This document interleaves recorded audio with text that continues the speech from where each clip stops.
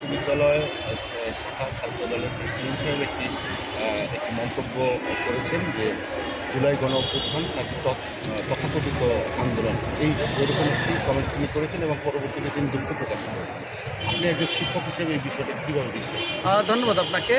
আপনার এই মিডিয়ার মাধ্যমে দেশবাসীকে জানাতে চাই, ঢাকা বিশ্ববিদ্যালয় শাখার ছাত্রদলের সভাপতি যে বক্তব্যটি দিয়েছেন যে ২৪-এর গণঅভ্যুত্থান তথাকথিত আন্দোলন, আমি ধিক্কার জানাই, প্রতিবাদ জানাই। আমাদের হৃদয়েও রক্তকরণ হয়েছে, কারণ ২৪-এর গণঅভ্যুত্থানের একজন সম্মুখ সারির যোদ্ধা আমি নিজেও। আসলে কী কারণে বলেছে, নিঃসন্দেহে আমি বলবো আসলে এটা একটা রাজনৈতিক মতাদর্শের কারণে, হয়তো অন্য পক্ষকে ঘায়েল করার জন্য।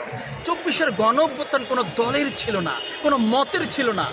১৬ বছরের একটা জঞ্জালকে আমরা গণঅভ্যুত্থানের মাধ্যমে বিদায় করেছি। এই গণঅভ্যুত্থানটা তথাকথিত আন্দোলন, এটা একজন রাজনৈতিক কর্মী হিসেবে আমাকে পীড়া দেয়, আমাকে আঘাত করে, আমাকে রক্তক্ষরণ হয়। তিনি দুঃখ প্রকাশ করেছেন, এটার জন্য ধন্যবাদ যে ফিল করেছেন, অনুধাবন করেছেন ২৪-এর গণঅভ্যুত্থান তথাকথিত আন্দোলন ছিল না। বাংলাদেশের জগদ্দল পাথর জেগে বসেছিল। ১৬ বছরের জঞ্জালকে আমরা বিদায় করেছি আন্দোলনের মাধ্যমে। আপনি যদি আন্দোলনটাকে তথাকথিত বলেন, ২০০০ লাশের মৃত্যু, ২০০০ মানুষের মৃত্যুকে আপনি প্রশ্নবিদ্ধ করে দিলেন, আপনি কোটেশনের মধ্যে ফেলে দিলেন। ২০০ মানুষের মৃত্যুর মাধ্যমে স্বৈরাচারকে বিদায় করেছি।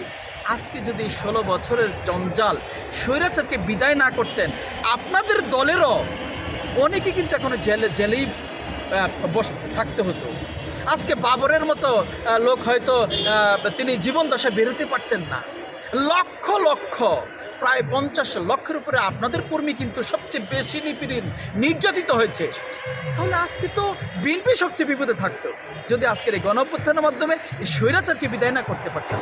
তাহলে নিঃসন্দেহে আমার মতে তিনি আসলে এই ধরনের বক্তব্য রাজনৈতিক এমন জায়গা থেকে দেওয়ার আগে নিঃসন্দেহে ভাবা উচিত জাতিকে, এই আন্দোলনকে প্রশ্নবিদ্ধ করে কিনা। যদি প্রশ্নবিদ্ধ করে এমন বক্তব্য নিঃসন্দেহে আমরা আশা করি না। আগামী দিনে একটা ইস্পাত কঠিন ৫ই আগস্টের পূর্বে যে সকলের মধ্যে যে আন্তরিকতা ছিল, ঐক্য ছিল, এই ঐক্য যদি আমরা ধরে না রাখতে পারি, আগামী দিনে আমাদের জন্য, এই রাষ্ট্রের জন্য একটা অশনি সংকেত অপেক্ষা করছে।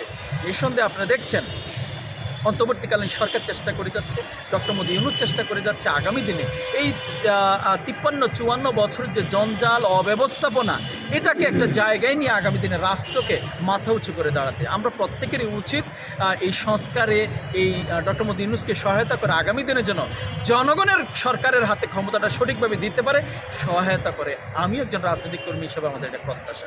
সে ঐক্য যদি আমাদের না থাকে, আবারও আমি হতাশা প্রকাশ করছি, আমি সতর্ক করছি দেশবাসীকে, গণতন্ত্রকে, ২৪-এর গণঅভ্যুত্থানের যারা যুদ্ধ করে রক্ত দিয়ে দেশ স্বাধীন করেছে, তাদের যে প্রত্যাশা বলন্তিত হবে, ক্ষতিগ্রস্ত হবে। আপনি ইতিমধ্যে দেখছেন রাস্তায় নামছে ১০ জন, ২০ জন, ২৫ জন করে আন্দোলন করছে। আওয়ামী লীগের সেই প্যাসিস্টরা কিন্তু আবার রাস্তায় সে স্লোগান দিচ্ছে, কি সাহস!